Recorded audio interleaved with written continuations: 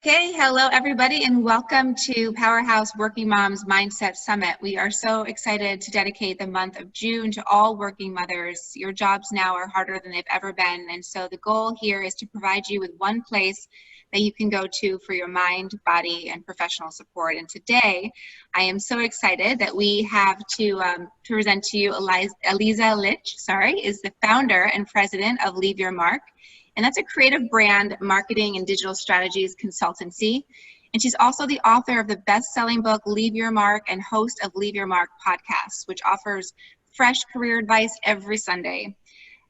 She was also, dubbed as one of America's next top mentors by the New York Times. So I think we're really, really, really grateful to be able to have you here today. And, as a former DKNY PR girl, social media personality, she is an award-winning digital strategist, a TEDx speaker, and was named one of Time's 6 women who rule the fashion world. And with this list was listed number 30 in the top 50 most powerful women in New York by the New York Times Daily News. So thank you, Aliza. We are so blessed to have you here sharing your wisdom with us. And interviewing Aliza will be Kerry Barrett, also who is co-hosting this event with me. She is also an award-winning news anchor with over 20 years of experience as an anchor, a reporter, and producer. And she now has her own full-service public speaking and media presentation and strategy firm. So wow. We are lucky today to have both of you powerhouse women here sharing your wisdom. So I will turn it over to you, Kerry, and everyone. If you guys have questions along the way, this is meant to be an informal, engaging conversation. Aliza has so much knowledge to offer, so don't hesitate to ask her any questions that you might have. And with that, I'll turn it over. Thank you, Nicole. And I'm super happy to be along on this ride with you. So thank you for having me be part of this Powerhouse Working Moms Mindset Summit throughout the month of June. And Aliza, we're super happy to have you with us as well. As Nicole was running down your list of accomplishments, which by the way is never ending. I feel like we need more than half an hour to talk to you. I have so much that I want to learn from you. So thank you again for being here. We appreciate your time. So the title of today's talk, if you will, is Mastering the Pivot. And I know that you have so much more to talk about than that, but because that's where most people are right now, I'm going to start with that. And of course, as our attendees are listening, as Nicole mentioned, if you have questions, whether they are about mastering the pivot or whether they are about digital marketing, whatever they may be about, holding things together with silly string. I saw your Instagram post this morning. I took that from you. Yeah, I know, because it's silly string and chewing gum where I come from, and like maybe a couple of other things, duct tape if I can find some on the bottom of my shoe. That's just how life is. But most of us are in that phase where if we haven't figured out how to pivot yet, we're kind of beginning to sweat, and you've done this a couple of times in the course of your career, not just now, but from one career to the next and back again. Holy cow. Tell us about that. So, well, first of all, thank you. I'm excited to talk to you too, Kerry. So I think one of the main things that I want to start with is giving yourself permission to try something and fail at it. So my entire career was in corporate communications. I spent 17 years of my life, my working life, working for Donna Karan and DKNY as head of global communications. I always thought I would be somebody who works at a company. And when my book came out in 2015, there was a series of different events that happened, one of which was Donna Karan actually stepped down as the chief designer of the company. We got a new CEO. There were a lot of corporate changes. And that happened simultaneously to my book coming out. So I thought, you know what? This is a great stopping point. I'm going to leave the company on a high note. So I did. And I embarked on consulting for 10 months. And what I learned from that was, well, first of all, I should say, to me, how you start something is you make a graphic design of basically like your logo and your business card, and then there you have a company. So that's what I did. And I posted it. Are you saying it's not that easy? It's just like that. You make a logo and that is your whole company. And I posted it on social and I felt like, all right, I've done it. I'm an entrepreneur now. Not so fast. So I did that for 10 months, and I was really diligent about keeping track of all my meetings and my networking, and even documenting who made introductions for me so I can thank people if I got a lead. Like, I was super type A about it. And after 10 months, I took a long, hard look at that document, and I was like, wow, I met some amazing people, but you know what? This was a fail. This was a total fail. I felt like I hadn't really accomplished anything meaningful, and the jobs that came my way, consulting jobs, I didn't really want to do, and the ones I wanted, I didn't get. So I was like, all right, well, you know what? Not everyone's meant to be an entrepreneur.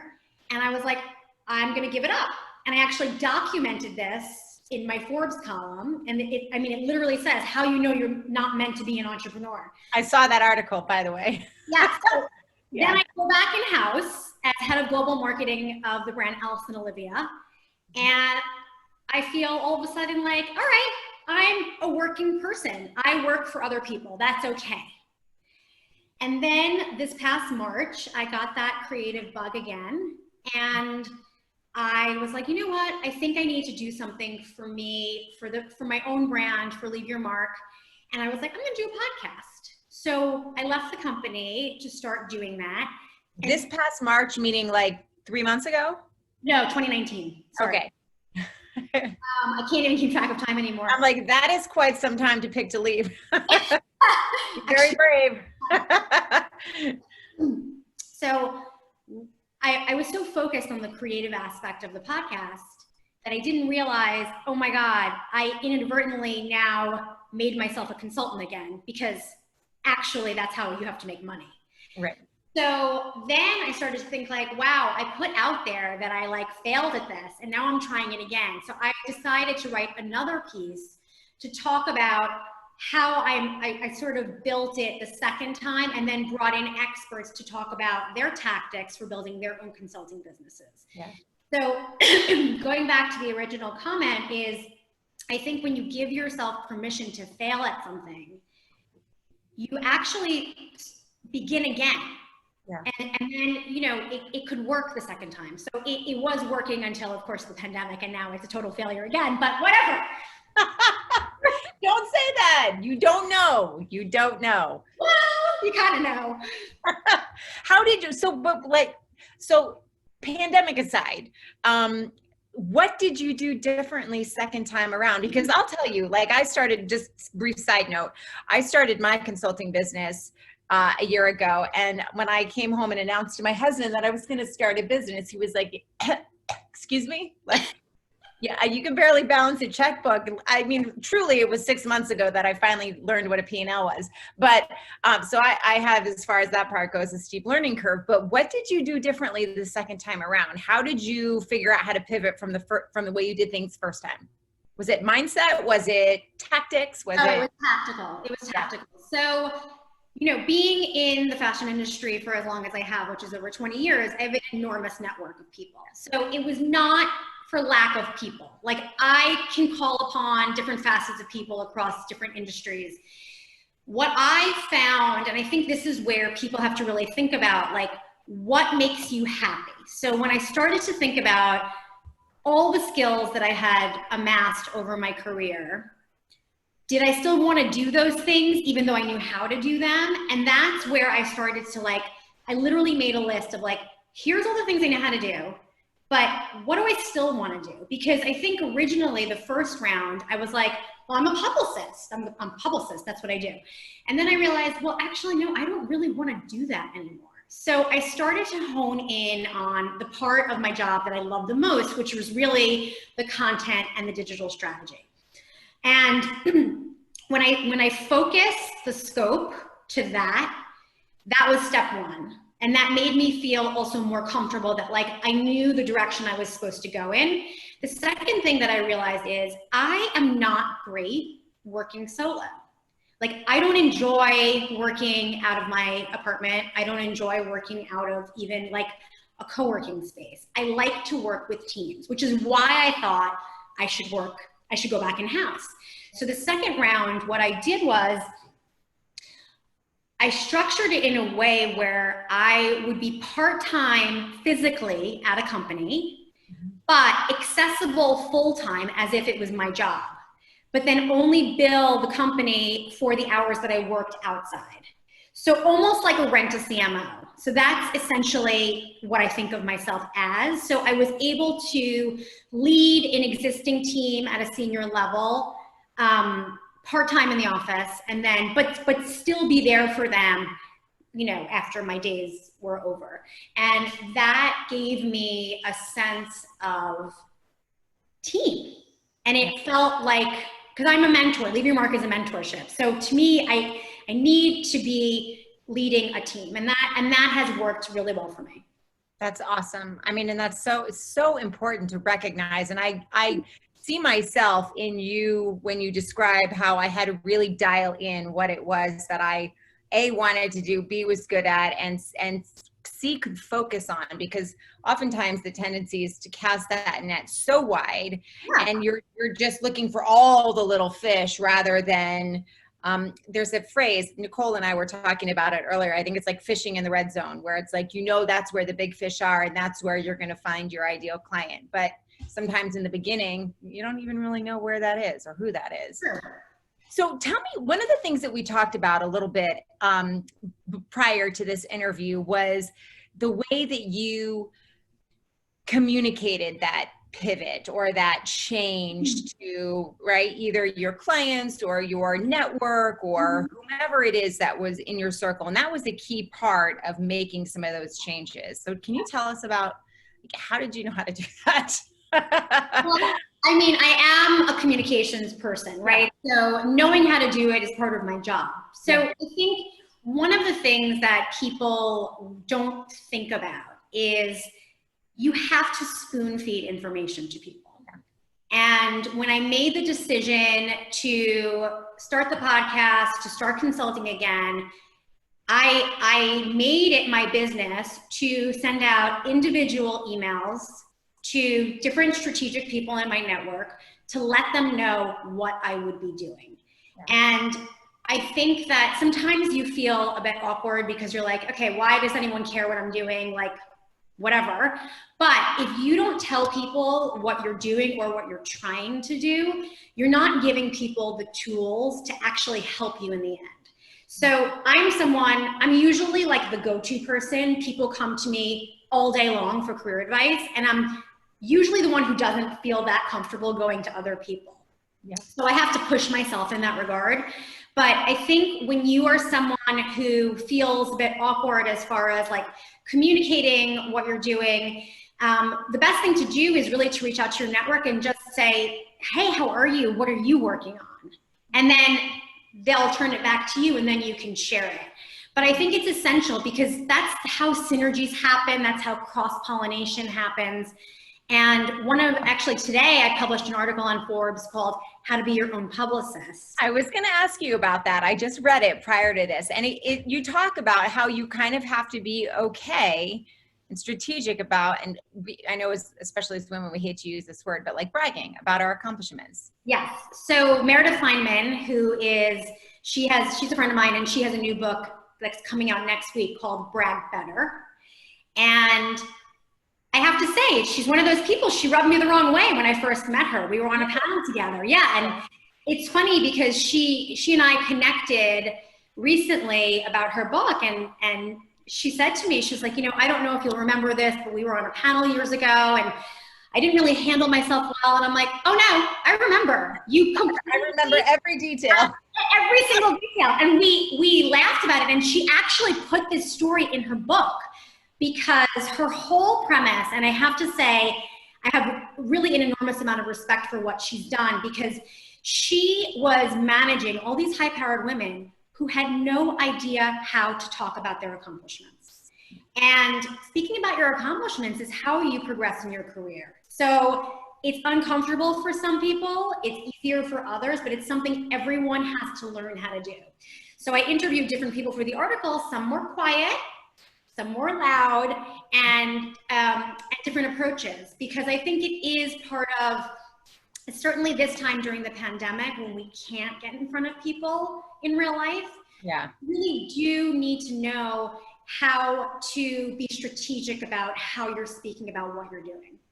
What are some of those strategies? Can you share them with us? Of course.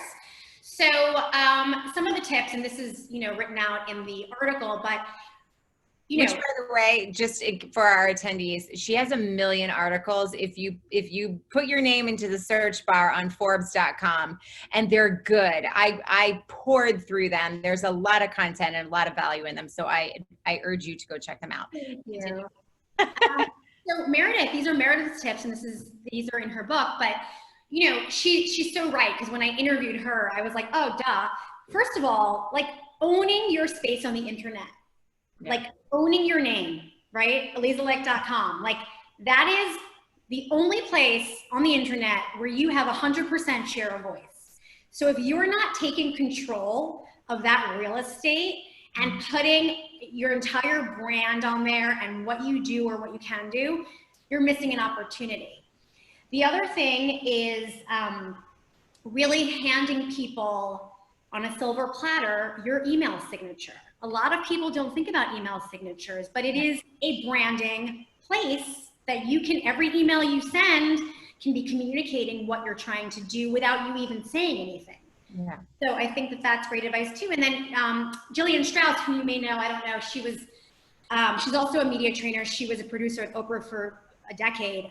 She focuses on the 3 C's, which are captivate,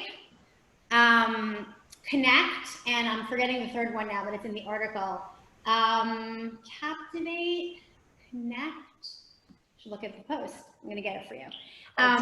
But basically on delivering it in a way where you have to always remember that people care about themselves. Yeah. So what you're communicating doesn't put it in the context of how it's gonna affect them.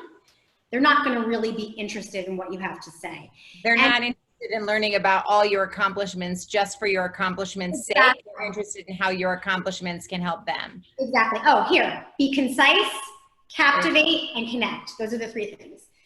And then, Dee Poco, who is the CEO and founder of the We Network, she was more of my quiet example. And I think it's really important to really focus on her words too, because she has really been able to communicate what she does in a way that's really gracious and humble. So it's not about rubbing people the wrong way. Like I don't want to do that either, but there is a way to do it properly. That makes sense. And just a quick reminder to our participants to ask questions. And we have one now, and I want to hit on it now rather than at the end of the talk, because it touches on what you were just speaking about. It's from Whitby, and this person would like to know, what is your email signature? How have you designed yours so that it's part of your brand? What kind of information do you include in it? Okay, well, I didn't memorize that, so I'm going to tell you.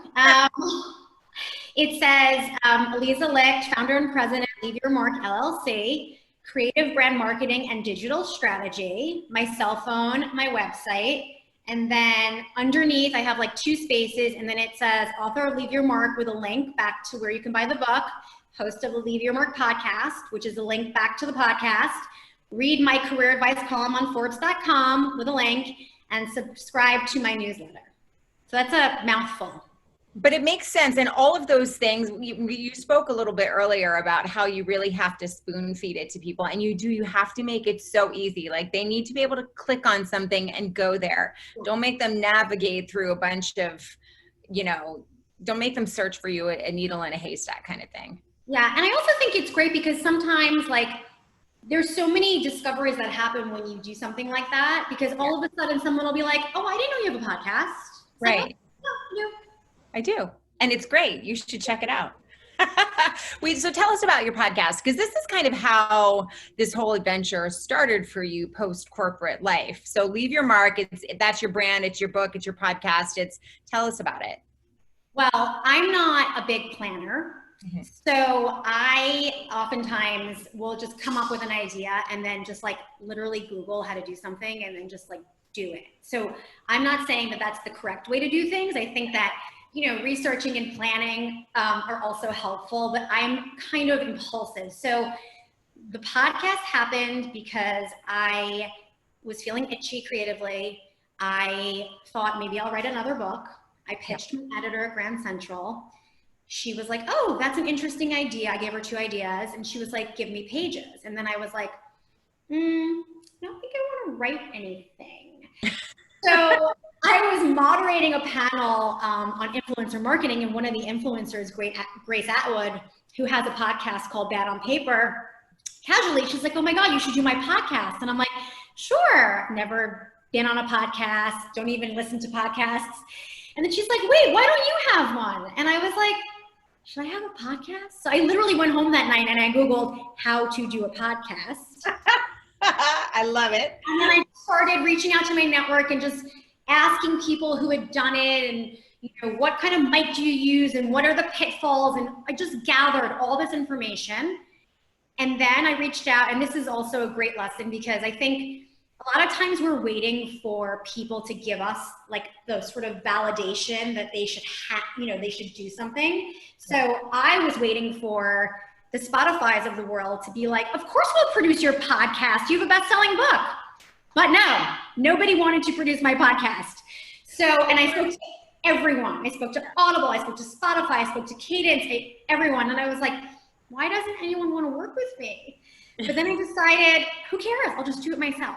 Yeah. So I did it anyway. And it's been the best thing I've ever done because it's so much fun, but more than anything, it's a great networking tool. And I didn't even know that when I did it. Yeah. I mean, you're absolutely right. The people that you can have on your show or who will invite you on theirs reciprocally it's enormous. But that's so interesting because I think, especially now, one of the things that we get caught up in is that validation. Oh, well, if nobody wants me, then my idea must suck, or like, maybe I'm not very good at this. And that is completely counterproductive when it comes to mastering the pivot and your mindset in all of this. Like, how were you able to keep your mindset so that was not something that was an obstacle that you know, put up in front of you, and you decided you weren't going to try and go over it, you were just going to stand down? Like, what is it? Where does that come from? That's a great question. I think that one is I know that even if, listen, I understand when you think about who gets these kinds of deals, right? They're looking for people who've got a huge built-in audience, right? They're looking for celebrities. They're looking for people with tons of subscribers. And you can't take no personally. You can't. You have to think about, okay, do I believe in my skills? Yeah, I do. I'm really good at hosting and moderating conversations. I've done it a million times. I've been paid to do it. So what's the worst thing that can happen? No one listens? Okay. Right. Nobody's going to die if nobody listens. There's no downside. There's only downside in not trying. Yeah. I mean, do you feel like, so, you know, it's interesting because that's one of the things that I come across with my coaching clients is they are like, well, what if I screw up? I'm like, listen, you're not a doctor. You're not in the military. Nobody is going to die. I'm sorry to say this, but you're not big enough to make front page news. So like, no matter what gaffe you do or say, it's going to be okay. But that is something that's like, it's very present, you know? Yeah, it is. And I think, you know, listen, everyone makes mistakes. I have LinkedIn Live access now, and my first live, literally, I did this huge promotion. I had Rebecca Minkoff and Ali Wyatt from Female Founder Collective. We were going to do this big talk, and a couple hundred people signed up, and it never went live. Like, it just didn't work. And I didn't know this till it was over. And all my entire feed is like, we can't get on, we can't get on, we can't get on. And I'm like, wow, I am a total failure. Like, oh my God. So right. All you could do is just, I literally made a joke about it. I'm like, guys, I failed on my first try. Like, yay me. I'm so sorry. I hope that you'll join me again when I get this right. You just have to own it. Yeah. Well, I mean, you do have to own it. And I think one of the things that has that trips people up is that really and truly, unless you can find a way to replicate that success every single time, and that's hard to do. I mean, the situation and the circumstances change every time. It really is kind of those failures that you learn from. Like, now you know for sure what button it was that wasn't clicked that needs to be clicked every time you go live, right? Yes. Yeah. So we have a question in the Q&A, and the question is, how can you be sure that it is the right time to pivot, or whether you should stay the course? Is there a way to know that, or is it something that's intuitive, or you listen to your gut, or a combination of different things? So prior to the pandemic, and I do want to put it into prior and during, because I think it does matter. Prior to the pandemic, I am a real believer in not coasting in your job. Yeah. Like, I think if you're super comfortable and you're not being challenged and you're not learning, it's time to do something. Now, during the pandemic, everyone who has a job is really lucky to have a job. So I point you to yet another article on Forbes.com that I wrote, which was how to create a side hustle. Because I think that the side hustle is an underrated, great way to dip your toes into something without the risk of giving up your job. And I highly recommend that everyone have some sort of side hustle, because it's a great way to also see like what excites you. Yeah. It can be a runway to whatever is next, if there is something. Pretty risk-free. Yeah, that's true. I cannot believe that it's already 1:28. I know you're very good at this, by the way. So easy to talk to you.